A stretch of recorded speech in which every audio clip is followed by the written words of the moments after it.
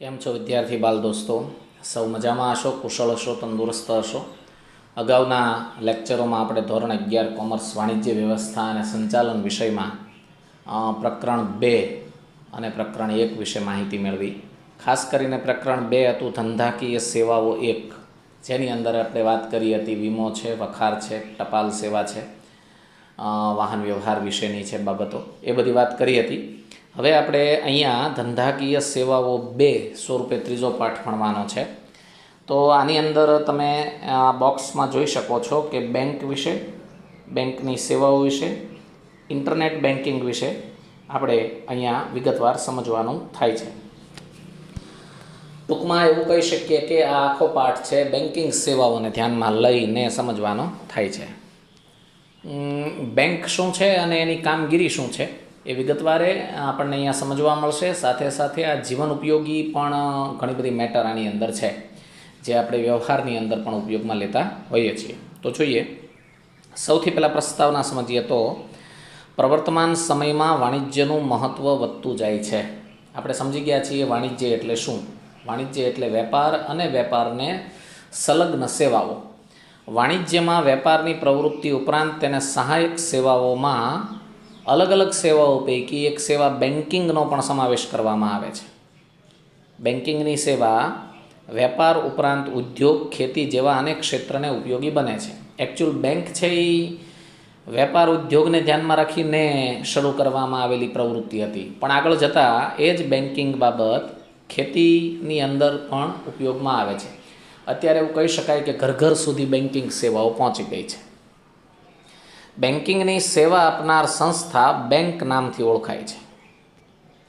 વિશ્વની સૌપ્રથમ બેંક ઈસવીસન 1407માં જીનીવા ખાતે શરૂ થઈ હતી. આ મુદ્દો અંડરલાઇન કરજો, કારણ કે ઓલરેડી પરીક્ષામાં આવો મુદ્દો પૂછાતો હોય છે. ઇટાલિયન શબ્દ બેન્કો પરથી બેંક શબ્દની ઉત્પત્તિ થઈ, એટલે કે મૂળ ઇટાલિયન શબ્દ છે બેન્કો, એના પરથી આ બેંક શબ્દ ઉતરી આવ્યો છે. આ પણ એક માર્કનો પ્રશ્ન છે. બેંકની પ્રવૃત્તિઓના પુરાવાઓ પ્રાચીન સમયમાં પણ જોવા મળે છે. મતલબ કે અગાઉ પણ આવી પ્રવૃત્તિ થતી હતી. આ શબ્દનો ઉદ્ભવ રોમન સામ્રાજ્યમાં થયો હતો. હવે આપણે જાણીએ છીએ કે રોમન સામ્રાજ્ય ઘણું જૂનું છે, એ સમયથી તેનો ઉદ્ભવ જોવા મળે છે. એટલે રોમન સામ્રાજ્યમાં થયો હતો, જ્યાં નાણાં ધીરનાર માસેલા નામે ઓળખાતા. જો અહીંયા એક માર્કનો પ્રશ્ન છે કે ભાઈ રોમન સામ્રાજ્યમાં નાણાં ધીરનાર કયા નામે ઓળખાતા, તો એનો જવાબ છે માસેલા. બંધ વાડાની વચ્ચોવચ્ચ બેન્ચુ નામે ઓળખાતી એક લાંબી બેન્ચ પર એ પોતાની નાનકડી કામચલાઉ દુકાનો નાખતા, જેના પરથી બેન્કો અને પછીથી બેંક શબ્દની ઉત્પત્તિ થઈ. મતલબ તમે અહીંયા સમજી ચૂક્યા હશો કે તમે શાળાની અંદર જે બેન્ચ પર બાકડી પર બેસીને ભણો છો, એવી જ લાંબી બેન્ચ તેઓ બંધવાડામાં, બંધવાડો એટલે ચારે બાજુથી પેક હોય, એક માત્ર અંદર જવાનો દરવાજો હોય, એની અંદર એ બેઠતા અને નાનકડી એવી એ દુકાન ચલાવતા, જેમાં એ આ બેન્કિંગ પ્રવૃત્તિ કરતા. એટલે બેન્ચ પરથી બેન્કિંગ શબ્દ ઉતરી આવ્યો છે.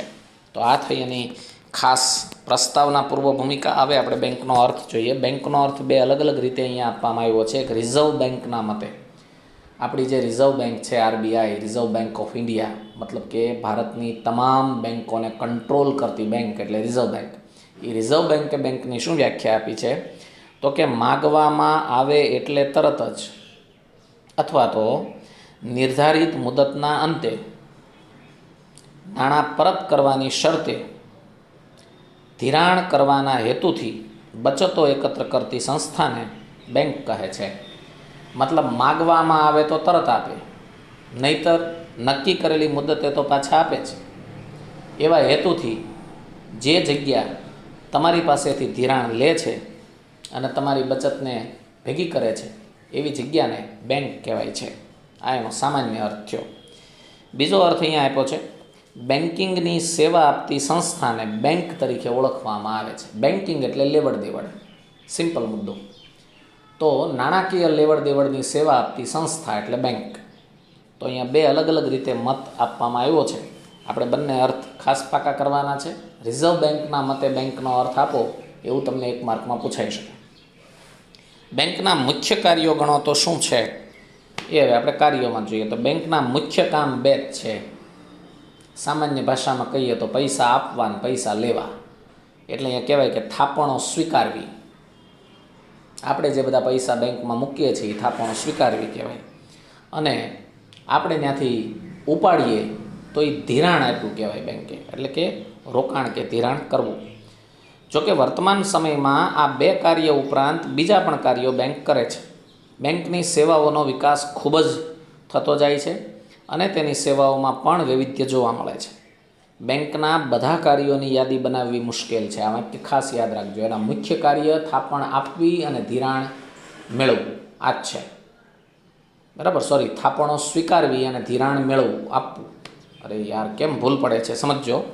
થાપણો સ્વીકારવી એટલે કે પૈસા લેવા અને ધિરાણ આપવું એટલે કે પૈસા દેવા. આ મુખ્ય કામ 2 છે બેંકના. પણ એ સિવાય ઘણા બધા કામ બેંક કરે છે જે બધા જ કાર્યોની યાદી પોસિબલ નથી. પણ અહીંયા શક્ય એટલા કાર્યો સમજાવવાનો પ્રયત્ન થયો છે. બેંકના કાર્યોને મુખ્ય કાર્યો અને ગૌણ કાર્યોમાં વિભાજિત કરી શકાય. હવે અહીંયા એક ચાર્ટ આપ્યો છે. એકલો ચાર્ટ છે ને એ પણ તમને 2 કે 3 માર્કમાં પૂછાઈ શકે. તમે જુઓ, મુખ્ય કાર્ય ગણો તો 4 છે. થાપણ સ્વીકારવી, ધિરાણ કરવું, રોકાણ કરવું અને બેંક વચ્ચે વ્યવહારો કરવા. 4 શબ્દો સમજાવી દઉં. સમજો કે આપણે એક સામાન્ય નાગરિક તરીકે બેંકમાં પૈસા મૂકવા જઈએ તો એ બેંકે થાપણ સ્વીકારી નામનું કામ કર્યું. સમજો કે આપણે બેંકમાં લોન લેવા માટે જઈએ તો એ બેંકે ધિરાણ કર્યું નામનું કામ કર્યું. હવે સમજો કે બેંકમાં બધા થાપણો મૂકવા જાય, એટલે કે બેંક બધાની થાપણો સ્વીકારે છે. પછી બેંક પાસે જાજી એવી રકમ ભેગી થાય અને કોઈ બેંક પાસેથી લોન લેવા ન જાય તો બેંક પાસે પડ્યા એ પૈસા વધવાના નથી. એટલે એ પૈસા બેંક જુદી જુદી કંપનીઓમાં, શેર બજારોમાં રોકાણ કરે છે, જે એનું 3જું કાર્ય થયું રોકાણ કરવાનું. અને 4થું કાર્ય બેંક વચ્ચેનો વ્યવહાર. કેમ આપણા ઘરની બાજુમાં પડોશી રહેતા હોય તો આપણે એની સાથે વ્યવહાર કરતા હોય. ક્યારેક આપણે કહેતા હોઈએ કે ભાઈ 1 બટેટું આપજો ને 2 ટમેટા આપજો ને ક્યારેક આપણે કહેતા હોઈએ કે ભાઈ રસોઈ અમે સરસ બનાવી છે, લ્યો તમે ચાખો. તો આ શું થયું? આપણો વાટકી વ્યવહાર. એવી રીતના બેંક વચ્ચે પણ આવા નાણાકીય લેવડ દેવડના વ્યવહારો હોય જેને આંતર બેન્કિંગ વ્યવહાર કહેવાય. તો એના મુખ્ય કાર્યો છે. હવે એના ગૌણ કાર્યો જોઈએ તો ગૌણ કાર્યોની અંદર ઘણા બધા છે. ગ્રાહકોના નાણાકીય વ્યવહારો સંભાળવા, હુંડિયામણને લગતા વ્યવહાર કરવા. હુંડિયામણ એટલે વિદેશી ચલણ, એને લગતા બધા વ્યવહારો સંભાળવા. શાખ પત્ર આપવા, આની વિશે આપણે ડિટેલમાં આગળ જોઈશું. ટ્રાવેલ્સ ચેક આપવા, ડ્રાફ્ટની સેવા આપવી, બેંક સાથે જોડાયેલ વ્યક્તિની શાખ અંગે માહિતી આપવી. આ શબ્દ વાક્ય યાદ રાખજો, કારણ કે આની ઉપર તમારે SPCCમાં પણ ભણવાનું આવશે. બાંહેધરી દલાલ તરીકે સેવા આપવી. આ આપણે જ્યારે કંપની લેવલ વિશે ભણશું ત્યારે બાંહેધરી દલાલ શું છે એ સમજશું. પછી સામાન્ય સંબંધિત સેવાઓ પૂરી પાડવી, જેવી કે ATM આપવું, ડીમેટ એકાઉન્ટની સેવા આપવી, સેફ ડિપોઝિટ વોલ્ટની સુવિધા આપવી, જેને આપણે આપણા શબ્દોમાં લોકર કહીએ. બરાબર, તો આવી બધી ગૌણ કાર્યોની યાદી છે. આપણે અહીંયા બેંકના મુખ્ય કાર્યોને પહેલાં ડિટેલમાં સમજી લઈએ તો સૌથી પહેલું કાર્ય છે થાપણો સ્વીકારવી. તો બેંક જાહેર જનતા પાસેથી અમુક વણ વપરાયેલી રકમ થાપણ તરીકે સ્વીકારે છે. કરજો અંડરલાઈન, કારણ કે આ જ મુદ્દો તમને પૂછાય કે થાપણ કોને કહેવાય? તો વણ વપરાયેલી પડેલી રકમ, આપણી બચત ટૂંકમાં. બેંકમાં થાપણ મૂકનારને બેંક વ્યાજ ચૂકવે છે. જો આપણા દેશ માટે આ નિયમ લાગુ પડે છે. આપણા દેશમાં એવું છે કે આપણે બેંકમાં પૈસા મૂકીએ છીએ, બેંક એની પર આપણને વ્યાજ આપે છે. બાકી અમુક દેશો એવા પણ છે કે જ્યાં બેંકમાં પૈસા આપણે મૂકીએ છતાં આપણે બેંકને ચાર્જ આપવો પડે.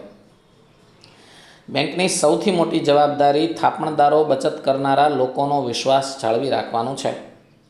બેંક અલગ અલગ પ્રકારની થાપણ સ્વીકારે છે, જેના પર વ્યાજનો દર અલગ અલગ પ્રકારનો હોય છે. જેમ કે બેંક 4 રીતે થાપણ સ્વીકારે છે. એક બચત ખાતા સ્વરૂપે, એટલે કે આપણે આપણું બચત ખાતું ખોલાવીએ અને એમાં પૈસા મૂકીએ, આમાં વ્યાજનો દર ઓછો હોય. પછી આવે છે ચાલુ ખાતું, રોજબરોજના વ્યવહારો હોય એની માટેનું ખાતું, જેમાં ઘણો બધો ઓછો વ્યાજનો દર હોય છે. પછી રિકરિંગ ખાતું, અમુક મુદતના અંતે એમાં પૈસા આપણે મૂકતા રહેવાના એ. અને બાંધી મુદતનું ખાતું, અમુક મુદત માટે જ પૈસા મૂકવાના, જેમ કે ભાઈ 1 વર્ષ માટે, 2 વર્ષ માટે, 5 વર્ષ માટે આપતું. તો આ બધી થાપણો સ્વીકારવાની પ્રવૃત્તિ બેંકની થઈ. હવે આવે છે ધિરાણ કરવો નામની પ્રવૃત્તિ. તો બેંકના વિવિધ પ્રકારના ખાતાઓ દ્વારા થાપણો સ્વીકારે છે. આ થાપણો દ્વારા મેળવેલ નાણાંનું બેંક અન્યત્ર જગ્યાએ ધિરાણ કરે છે. બેંક થાપણો સ્વીકારી બચતકારને વ્યાજ આપે છે. એથી થાપણદારોને ચૂકવવા પડતા વ્યાજના દર કરતાં વધુ દરે નાણાંની જરૂરિયાતવાળી વ્યક્તિને બેંક ધિરાણ કરે છે. અને વ્યાજના દરનો આ તફાવત છે ને, એમાંથી બેંક નફો મેળવે છે.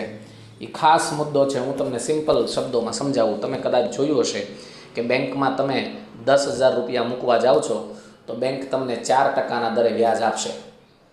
પણ બેંક પાસેથી તમે 10,000 ઉપાડવા જાઓ છો તો તમારી પાસેથી 8% દરે વ્યાજ લેશે. તો તમને આપે છે 4% દરે વ્યાજ અને લે છે તમારી પાસેથી 8% દરે વ્યાજ. તો આ બે વચ્ચે જે 4%નો ડિફરન્સ આવ્યો ને, બેંકની આવક છે, બેંકનો નફો છે, જેમાંથી બેંકનું આખું સેક્ટર ચાલે છે. એટલે બેંકમાં પૈસા મૂકીએ છીએ એનું વ્યાજ ઓછું મળે છે, પણ બેંકમાંથી પૈસા લઈએ છીએ એનું વ્યાજ વધુ ચૂકવવું પડે છે. આ નિયમ પર આખી બેંક કાર્ય કરે છે. તો આ થયું ધિરાણ કરવાની પ્રવૃત્તિ. બેંક ધિરાણ 2 રીતે આપે છે, એક લોન દ્વારા, એક ઓવરડ્રાફ્ટ અથવા કેશ ક્રેડિટ દ્વારા. લોન દ્વારા એટલે શું? તો કે બેંક લાંબા ગાળા કે ટૂંકા ગાળા બંને માટે લોન આપે છે. કેટલાક પ્રકારની લોન પર તારણ જરૂરી હોય છે, જ્યારે કેટલાક પ્રકારની લોનમાં તારણ જરૂરી હોતું નથી. આવી લોન વેપારીઓ અને વ્યક્તિગત કે ઉદ્યોગપતિઓને આપવામાં આવે છે, જેની સામે એટલી જ રકમની જામીનગીરી બેંક લેતી હોય છે. જામીનગીરી વગર બેંક લોન ન આપે, મતલબ કે ગેરંટી વગર બેંક લોન નથી આપતી. પ્રવર્તમાન સમયમાં home loan, car loan, education loan, cache credit, machinery loan, gold loan, personal loan જેવી અનેક પ્રકારની લોન બેંક ચૂકવે છે. આવી લોન તમે બેંકમાંથી લઈ શકો, એના પર વ્યાજ ચૂકવી અને તમે તમારી જરૂરિયાતો પૂર્ણ કરી શકો. બીજી રીતે બેંક ધિરાણ કેમ કરે છે? તો ઓવરડ્રાફ્ટ અથવા કેશ ક્રેડિટ દ્વારા. બંને શબ્દો શું છે આપણે સિમ્પલ શબ્દ અર્થમાં સમજી લઈએ. પહેલાં, ચાલુ ખાતું ધરાવનાર અગાઉથી મંજૂર કરેલ મર્યાદામાં અને ટૂંકા ગાળા માટે ખાતામાં જમા રકમથી વધુ રકમ ઉપાડે તેને ઓવરડ્રાફ્ટ કહેવાય. ઓવરડ્રાફ્ટનો સમય ટૂંકો હોય પણ ઓવરડ્રાફ્ટનો સમય નિશ્ચિત કરી દેવામાં આવે તો તે કેશ ક્રેડિટ કહેવાય જાય. મતલબ સમજાવું કે સમજો કે 10 દિવસ માટે તમે તમારા બેંકમાં જમા પૈસા છે એનાથી વધુ પૈસા લ્યો છો, 10 દિવસમાં તમારે પાછા આપી દેવાના છે, તો આ ઓવરડ્રાફ્ટ છે. પણ બેંક જ એમ કે તમે 45 દિવસ સુધી આ પૈસા વાપરી શકો, તો એ કેશ ક્રેડિટ થયું, કારણ કે એ મુદત બેંકે નક્કી કરી છે. ઓવરડ્રાફ્ટમાં ગ્રાહકે મુદત આપવી પડે અને કેશ ક્રેડિટમાં બેંક ફિક્સ મુદત કરી દેતી હોય છે. તો આ રીતે ઓવરડ્રાફ્ટ અને કેશ ક્રેડિટ દ્વારા બેંક ધિરાણ કરે છે. હવે બેંકનું ત્રીજું કામ છે રોકાણ કરવું. બેંકની મૂડી અને મેળવેલ થાપણની રકમનું ધિરાણ અને રોકાણ ન થઈ શકે તો બેંકને પૂરતું વળતર મળતું નથી. બેંકનું મહત્ત્વનું કાર્ય અન્ય જગ્યાએ આ રકમનું રોકાણ કરવાનું છે. આ રોકાણ યોગ્ય ગણતરી સાથે સલામત જગ્યાએ કરવું અનિવાર્ય છે. બેંક અનામતની રકમ આરબીઆઈના નિયમ અનુસાર કુલ ડિપોઝિટની અમુક રકમ સરકારી જામીનગીરીમાં રોકવાની હોય છે. સરકારી જામીનગીરી એટલે સરકાર દ્વારા બહાર પડાતી વિવિધ પ્રકારની સ્કીમો, જેની વિશે આપણે આગળ ઉપર ભણવાના છીએ. જોકે આના પર વ્યાજનો દર ઓછો હોય છે. બેંકમાં કટોકટી અને આકસ્મિક પરિસ્થિતિમાં રોકાણ છૂટા કરી તરત રોકડ મળી રહે તે રીતે નાણાંની ગોઠવણ કરવી અનિવાર્ય છે. બેંક મહદઅંશે સરકારી જામીનગીરી કે સદ્ધરતાવાળા એકમો, દાખલા તરીકે રિલાયન્સ છે, ટાટા છે, બધા સદ્ધર એકમો ગણાય, તો એવા એકમોમાં પોતાનું રોકાણ કરતું હોય છે. બેંક પાસે આવેલી બચતો સમજો કે કરોડો રૂપિયામાં છે, પણ બેંક પાસેથી ધિરાણ લઈ જવાવાળા લાખોમાં છે. તો બેંક પાસે જે રકમ પડી રહે છે એ રકમ પડી વધવાની નથી. એટલે એ રકમ બેંક સરકારી જામીનગીરી અને સદ્ધર એકમોમાં રોકાણ કરતી હોય છે, જ્યાંથી તેને વ્યાજ મળતું હોય છે અથવા તો વળતર મળતું હોય છે. તો આ થયું એનું ત્રીજું કાર્ય. હવે આવે છે ચોથું કાર્ય, જેને કહેવાય છે આંતર બેન્કિંગ વ્યવહારો કરવા. આપણી ભાષામાં કહીએ તો વાડકી વ્યવહાર બેંક વચ્ચેનો. કઈ રીતે? તો કે બેંકમાં મુખ્ય કાર્યો પૈકી એક કાર્ય બેંક વચ્ચેના વ્યવહારોનું છે. દરેક બેંકને ઘણી વખત ખૂબ જ ટૂંકા ગાળા માટે એટલે કે માત્ર 24 કલાક કે તેથી પણ ઓછા સમય માટે નાણાંની તંગી અનુભવવી પડતી હોય છે. આ સમયે અન્ય બેંકમાં વણ વપરાયેલ નાણાં પડ્યા હોય તો તરત જરૂરિયાત ધરાવતી બેંકને આપવામાં આવે. આ વ્યવસ્થા મધ્યસ્થ બેંકે નિયુક્ત કરેલ એજન્સી દ્વારા કરવામાં આવે છે.